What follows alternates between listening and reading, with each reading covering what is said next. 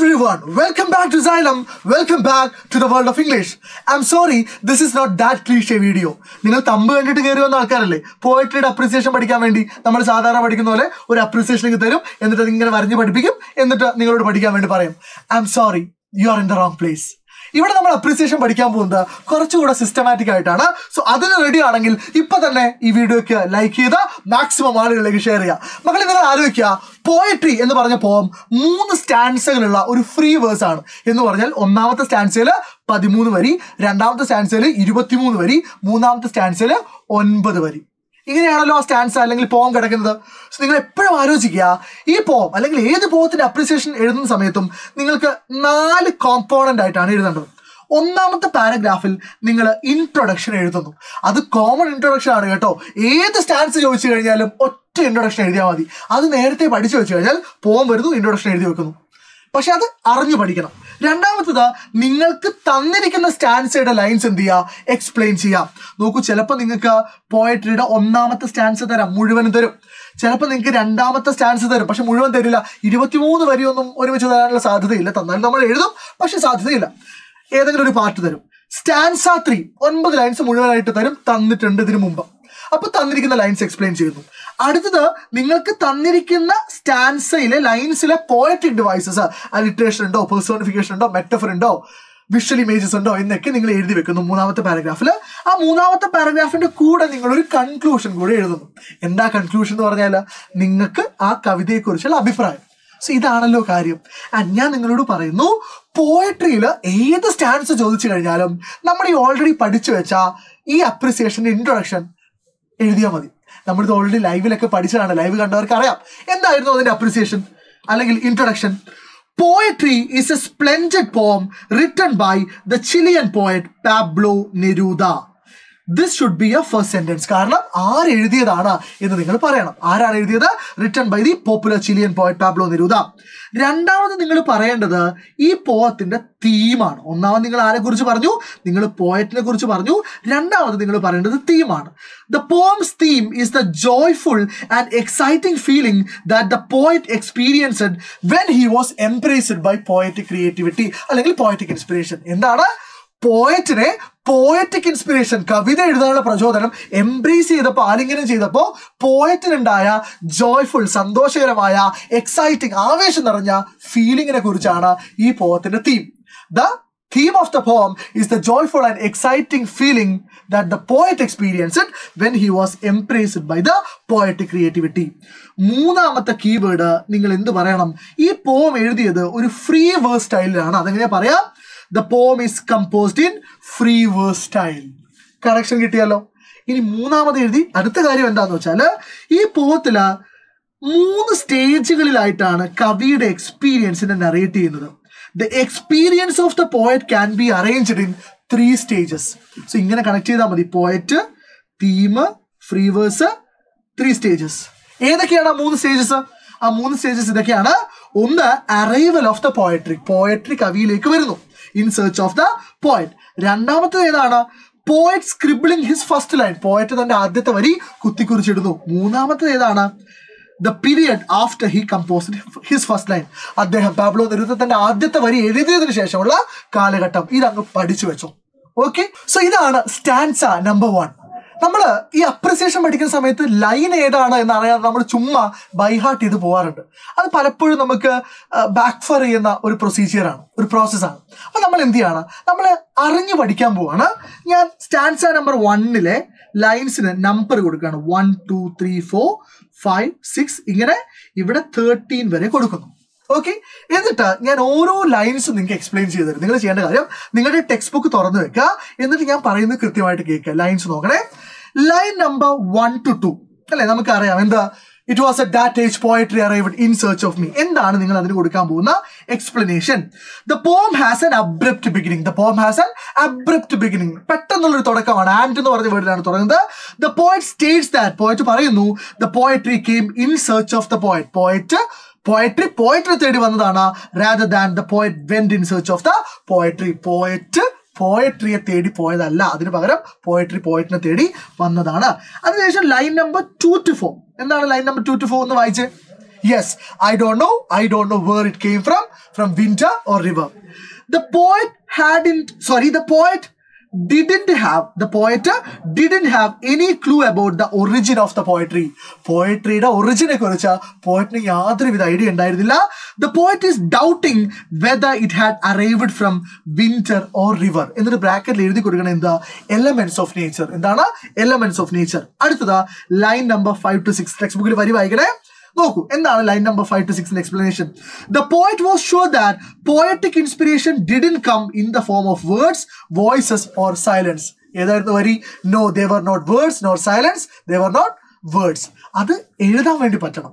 ചുമ്മാ ലൈൻ കണ്ടിട്ട് നിങ്ങൾക്ക് അതിന് എക്സ്പ്ലനേഷൻ എഴുതാൻ പറ്റിയില്ലെങ്കിൽ അപ്രിസിയേഷൻ നിങ്ങൾക്ക് അടിപൊളിയാക്കാൻ പറ്റില്ല. അടുത്തത് line number 7 to 9. The poet states that he was summoned by the poetic inspiration from a street at night. അല്ലേ? He was summoned by the poetic inspiration ഏത് സമയത്താണ്? ഫ്രം എ സ്ട്രീറ്റ്, ഒരു സ്ട്രീറ്റിൽ നിന്നാണ്. അറ്റ് നൈറ്റ്, രാത്രി സമയത്താണ്. ഇനി line number 10 to 11. Line number 10 to 11 പറയുന്നത് the poet was confused about whether the poetic inspiration approached him during the time of political unrest. എന്താണ് പൊളിറ്റിക്കൽ അൺറസ്റ്റ് എന്ന് പറഞ്ഞാൽ? വയലന്റ് ഫയേഴ്സിനെയാണ് നമ്മൾ പൊളിറ്റിക്കൽ അൺറസ്റ്റ് കൊണ്ട് സൂചിപ്പിക്കുന്നത്. ഓർ ഡ്യൂറിംഗ് ലോൺലി മൊമെന്റ്സ്, അദ്ദേഹത്തിന്റെ ഒറ്റയ്ക്കുള്ള സമയങ്ങളിലാണോ text ബുക്കിൽ പറഞ്ഞിട്ടുള്ളത് റിട്ടേണിംഗ് അലോൺ എന്ന് പറഞ്ഞ ഫ്രേസ് കൊണ്ടാണ്. ഓക്കെ, അപ്പൊ ഇത്രയും പറയുന്നു. ഓക്കെ, അടുത്തത് line number 12 to 13. Line number 12 to 13 പറയുന്നത് എന്താന്ന് വെച്ചാൽ before the arrival of poetry, the poet was a person without identity or popularity. There I was without a face and it touched me. ഓർമ്മയുണ്ടോ line? Text ബുക്കിലുണ്ട്. And the poetry touched him. So അങ്ങനെ ഒരു ഐഡന്റിറ്റിയും പോപ്പുലാരിറ്റിയും ഇല്ലാത്ത സമയത്ത്, face ഇല്ലാത്ത സമയത്ത് poetry വന്ന് touch ചെയ്യുന്നു. ഇനി നോക്കൂ, ആ ഒന്നാമത്തെ സ്റ്റാൻസിൽ ഇത്രയും ഫിഗേഴ്സ് ഓഫ് സ്പീച്ച് യൂസ് ചെയ്തിട്ടുണ്ട്. പേഴ്സോണിഫിക്കേഷൻ ഉണ്ട്. ഏതാണ്? Poetry arrived in search of me personification ആണ്. ആൻഡ് ഇറ്റ് ടച്ച്ഡ് മീ ഒന്നാമത്തെ സ്റ്റാൻസിലെ ഫസ്റ്റ് ലൈനും ലാസ്റ്റ് ലൈനും പേഴ്സോണിഫിക്കേഷൻ എക്സാമ്പിൾ ആണ്. The winter river voices words, ഇത് കൺട്രാസ്റ്റിംഗ് ഇമേജസിന് എക്സാമ്പിൾ ആണ്. ഓപ്പോസിറ്റ് ഐഡിയാസ് ആണ്. Metaphor, branches of light metaphor example ആണ്. അലിട്രേഷൻ എക്സാമ്പിൾസ് ഉണ്ട്. ദെൻ വിഷ്വൽ ഇമേജിന് എക്സാമ്പിൾ ഉണ്ട്. ഓഡിറ്ററി ഇമേജിന് എക്സാമ്പിൾ ഉണ്ട്.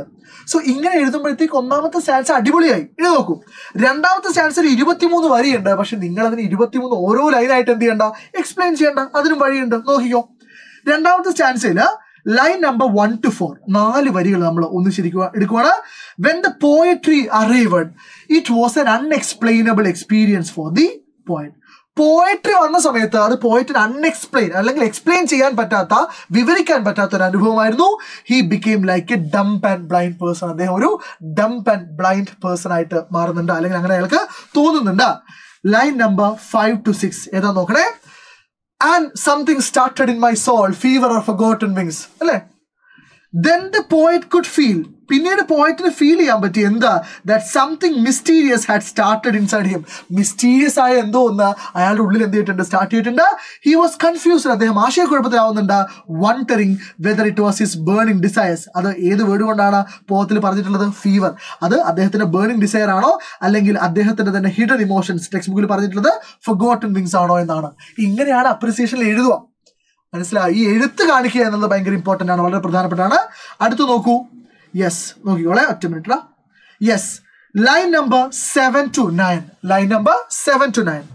Eventually, അവസാനം the poet started creating his own poetic style and I made my own way deciphering that fire എന്ന് text ബുക്കിൽ പറയുന്നുണ്ട്. Eventually, അവസാനം the poet started creating his own poetic style. Text ബുക്കിൽ my own way എന്നാണ് പറയുന്നത്. അത് സ്വന്തം poetic style ആണ്. by decoding, ടെക്സ്റ്റ് ബുക്കിൽ ഉപയോഗിച്ചിരിക്കുന്ന വേർഡ് deciphering എന്നാണ്. decoding the fire inside him. കിട്ടിയല്ലോടാ? റൈറ്റ്. ഇനി നിങ്ങൾ ചെയ്യേണ്ട കാര്യം, രണ്ടാമത്തെ സ്റ്റാൻസിയാണ് ചോദിക്കുന്നതെങ്കിൽ 15ാമത്തെ വരിക്ക് മുമ്പ് നിങ്ങൾ ഇതൊന്ന് ഓർമ്മിച്ച് വെക്കുക. After the arrival of poetic inspiration, poetic ഇൻസ്പിറേഷന്റെ വരവിന് ശേഷം he could see all the beautiful and mysterious things in the universe unfolded in his inner ice.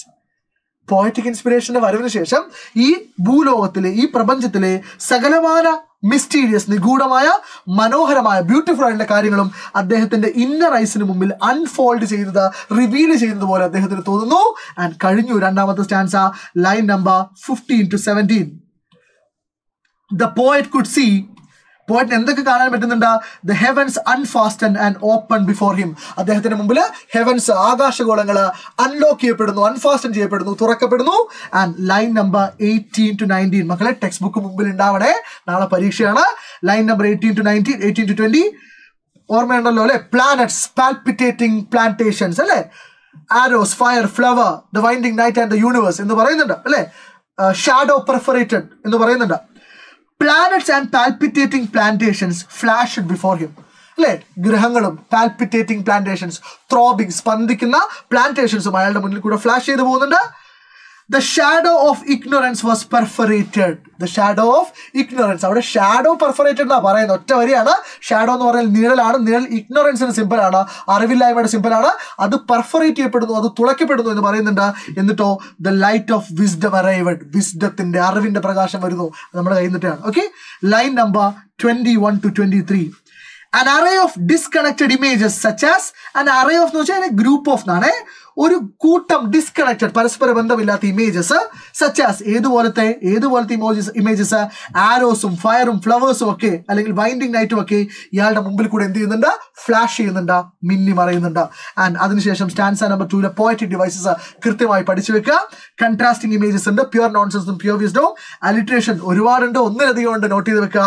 Visual images ഉണ്ട് അല്ലെ, ഈ വിങ്സും പാൽപിറ്റേറ്റിംഗ് പ്ലാന്റേഷൻസും ആരോസും ഫയറും ഫ്ലവേഴ്സും ഒക്കെ വിഷ്വൽ ഇമേജസ് ആണ്. And that brings us to the last stanza. Last stanza ഈ ചിത്രം നമ്മൾ ലൈവിൽ പഠിച്ചിട്ടുണ്ട്. ആൻഡ് ലാസ്റ്റ് സ്റ്റാൻസയിലേക്ക് വരുന്ന സമയത്ത് എളുപ്പമാണ്. ലൈൻ നമ്പർ 1 to 3 നിങ്ങൾ ഒരുമിച്ചെടുക്കുന്നു. ലൈൻ നമ്പർ 1 to 3 എന്താ ഓർമ്മിച്ച് വെക്കേണ്ടത്? Even though the poet was an insignificant, text ബുക്കിൽ പറയുന്നത് ഇൻഫിനിറ്റിസിമൽ എന്നാണ്, നിസ്സാരനായ എന്നാണ് അതിന്റെ അർത്ഥം. സോ പോയറ്റ് ഒരു ഇൻഫിനിറ്റിസിമൽ ബീയിങ് ആയിരുന്നെങ്കിലും ആഫ്റ്റർ ദ പോയറ്റിക് ഇൻസ്പിറേഷന് ശേഷം he could enjoy the starry sky, intoxicated അല്ലെങ്കിൽ ഡ്രങ്ക് വിത്ത് സ്റ്റാറി സ്കൈ. ആ സ്റ്റാൻസ്, മൂന്നാമത്തെ സ്റ്റാൻസ് തുടങ്ങുന്നത് എങ്ങനെയാണ്? I an infinitesimal being drunk with great starry void എന്നാണ്. അതിന്റെ എക്സ്പ്ലനേഷൻ എങ്ങനെയാണ്? എന്താ? Even though the poet was an insignificant being, poet ഒരു നിസ്സാരനായ വ്യക്തി ആയിരുന്നെങ്കിലും ആഫ്റ്റർ ദ പോയറ്റിക് ഇൻസ്പിറേഷന് ശേഷം ഹീ കുഡ് എൻജോയ്, അദ്ദേഹത്തിന് ആസ്വദിക്കാൻ പറ്റി എന്ത്? ദ സ്റ്റാറി സ്കൈ, നക്ഷത്രങ്ങൾ നിറഞ്ഞ ആകാശത്തെ കണ്ട് മതിമറക്കാൻ, ഇൻടോക്സിക്കേറ്റഡ് ആവാൻ, ഡ്രങ്ക് ആവാൻ, എൻജോയ് ചെയ്യാൻ പറ്റുന്നു. ലൈൻ നമ്പർ 6 to 7 നിങ്ങൾ ആരും കൺഫ്യൂഷൻ ആവണ്ട. ലൈൻ നമ്പർ 4, 5 എന്ന് പറയുന്നത് പിന്നെ ലൈക്നെസ്, ഇമേജസ് ഓഫ് മിസ്റ്ററി എന്നാണ്. ലൈക്നെസ് എന്ന് പറഞ്ഞാൽ സാമ്യത, റിസംബ്ലൻസ് എന്നാണ്. ഇമേജസ് ഓഫ് മിസ്റ്ററി എന്ന് പറഞ്ഞാൽ നിഗൂഢമായ ചിത്രങ്ങൾ എന്നാണ്. അത് കഴിഞ്ഞിട്ടുള്ള വരിയാണ് കൃത്യമായി പഠിച്ചു വെക്കേണ്ടത്. He felt, അദ്ദേഹത്തിന് തോന്നി, himself as the pure part of the vast universe, ഈ വലിയ പ്രപഞ്ചത്തിന്റെ, ഈ വലിയ യൂണിവേഴ്സിന്റെ ഒരു ഭാഗമായിട്ട് അദ്ദേഹത്തിന് തന്നെ തോന്നുന്നുണ്ട്. ആൻഡ് യൂണിവേഴ്സിന് എവിടെയും നേരിട്ട് പറയുന്നില്ല, അവിടെ ടെക്സ്റ്റ് ബുക്കിൽ ഉപയോഗിച്ചിരിക്കുന്ന വേർഡ്, ആ പോത്തിൽ ഉപയോഗിച്ചിരിക്കുന്ന വേർഡ് അബിസ് എന്നാണ്. അബിസ് എന്ന് പറഞ്ഞ വേർഡിന്റെ മീനിങ് എ ബോട്ടംലെസ് പിറ്റ് എന്നാണ്, അഗാധമായ കുഴി എന്നാണ്.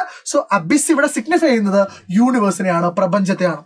And that brings us to the last 2 lines, line number 8 and 9 of stanza number 3.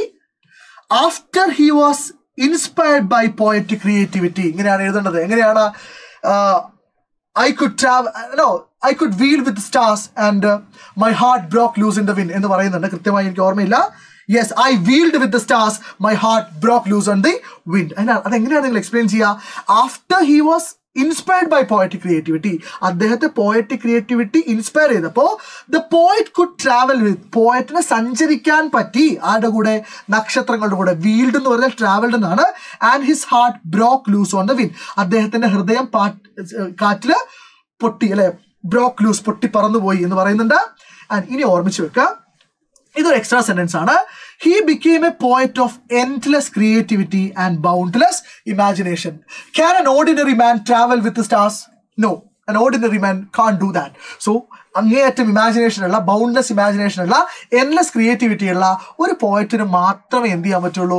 അങ്ങനെയൊക്കെ സഞ്ചരിക്കാൻ വേണ്ടി പറ്റുള്ളൂ. ഇത്രയും കഴിഞ്ഞാൽ പരിപാടി കഴിഞ്ഞു. ഏത് സ്റ്റാൻസ് ചോദിച്ചാലും നിങ്ങളുടെ കയ്യിൽ എക്സ്പ്ലനേഷൻ ഉണ്ട്. അത്രയും കോംപ്ലിക്കേറ്റഡ് ആയ ഒരു പോമാണ്. നമ്മൾ ഓൾറെഡി ലൈവ് പോയട്രിക്ക് വേണ്ടി മാത്രം ലൈവ് ചെയ്തിട്ടുണ്ട്, നിങ്ങളിത് കണ്ടിട്ടുണ്ട്. സോ അത് കണ്ടു വന്ന ആളുകളാണെങ്കിൽ ഈ ഒരൊറ്റ വീഡിയോ കാണുന്നതോടെ ഈ പോയട്രി എന്ന് പറഞ്ഞ പോയത്തിന്റെ അപ്രിസിയേഷൻ നിങ്ങളെ കൊണ്ട് എഴുതാൻ പറ്റുന്ന കാര്യമേ ഉള്ളൂ. ഇനി ഇതിലെ കോംപ്രിഹെൻഷൻ ക്വസ്റ്റ്യൻസ്, ഇതിലെ 1 word ക്വസ്റ്റ്യൻസ് നമ്മൾ ഇന്ന് വൈകുന്നേരത്തെ ലൈവിൽ ഡിസ്കസ് ചെയ്യുന്നുണ്ട്. ഓരോ ലൈനിലും ചോദിക്കാൻ സാധ്യതയുള്ള 1 word ക്വസ്റ്റ്യൻസ് നമ്മൾ ലൈവിൽ പറയും. സോ നിർബന്ധമായിട്ടും എല്ലാവരും ലൈവിൽ ഉണ്ടായിരിക്കുക. താഴെ ലൈവിന്റെ ലിങ്ക് കൊടുത്തിട്ടുണ്ട്. നമ്മൾ ഈ കഷ്ടപ്പെടുന്നത് നാളത്തെ പരീക്ഷ ഗംഭീരമായി എഴുതാൻ വേണ്ടിയാണ്. നിങ്ങൾ എല്ലാവരും ഇന്നത്തെ ലൈവിൽ ഉണ്ടായിരിക്കണം. ആൻഡ് കഴിഞ്ഞിട്ടില്ല സാർ, ഇവിടെ ഈ സ്റ്റാൻസയിൽ അലിട്രേഷൻ ഉണ്ട്. ഐ വീൽഡ് വിത്ത് സ്റ്റാർസ്, വ് സൗണ്ട്, വിഷ്വൽ ഇമേജ് ഉണ്ട്. എന്നാൽ സാറ് പറഞ്ഞ എല്ലാം തീർന്നില്ലല്ലോ. തീർന്നിട്ടില്ല, ഒരു കാര്യം കൂടെ ഉണ്ട്. നിങ്ങൾ ഒരു കൺക്ലൂഷൻ കൂടെ എഴുതണം. വേണമെങ്കിൽ ഞാൻ പഠിപ്പിച്ചു തരാം, അല്ലെങ്കിൽ നിങ്ങൾക്ക് സ്വന്തമായിട്ട് എഴുതാം. എന്താ കൺക്ലൂഷൻ എഴുതേണ്ടത്? ഇങ്ങനെ എഴുതിയാൽ മതി. നോക്കൂ, the poem captured my attention. ഈ പോം എന്റെ ശ്രദ്ധയെ പിടിച്ചിരുത്തി, ക്യാപ്ചർ ചെയ്തു. ചുമ്മാതാ. ബിക്കോസ് എന്തുകൊണ്ടാ?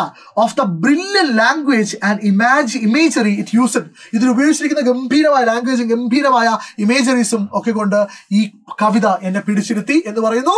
ഇതോടുകൂടെ നിങ്ങൾ ഗംഭീരമായ ഒരു അപ്രിസിയേഷൻ എഴുതുന്നു. വീണ്ടും ഇത് മുഴുവൻ നിങ്ങൾ എഴുതണ്ട. സ്റ്റാൻസ 1 ആണെങ്കിൽ അതിന്റെ എക്സ്പ്ലനേഷൻ, സ്റ്റാൻസ 2 ആണെങ്കിൽ അതിന്റെ, സ്റ്റാൻസ 3 ആണെങ്കിൽ അതിന്റെ. പക്ഷെ ഇൻട്രൊഡക്ഷൻ സെയിം ആണ്. അതിൽ കൃത്യമായി ഓരോ സ്റ്റാൻസിലും ഉപയോഗിച്ചിരിക്കുന്ന ഫിഗേഴ്സ് ഓഫ് സ്പീച്ച് നമ്മൾ പഠിപ്പിച്ചു തന്നിട്ടുണ്ട്. വീണ്ടും ഇതൊക്കെ കണ്ടിട്ട് നിങ്ങൾക്ക് വിശ്വാസമുണ്ടെങ്കിൽ മാത്രം ഇന്നത്തെ ലൈവിൽ വരിക. കാരണം നമ്മളൊന്നും ചുമ്മാതെ പറയുന്നില്ല, എല്ലാം നിങ്ങൾക്ക് വേണ്ട രീതിയിൽ കൃത്യമായാണ് പറഞ്ഞു തരുന്നത്. വേറെ ഒരു ചാനലിലും കിട്ടാത്ത അത്രയും സിസ്റ്റമാറ്റിക് ആയിട്ട് തന്നെയാണ് നമ്മൾ ഇംഗ്ലീഷും ഇവിടെ പഠിക്കുന്നത്. So people, I will see you today sharp at 7. Thank you everybody. Happy learning.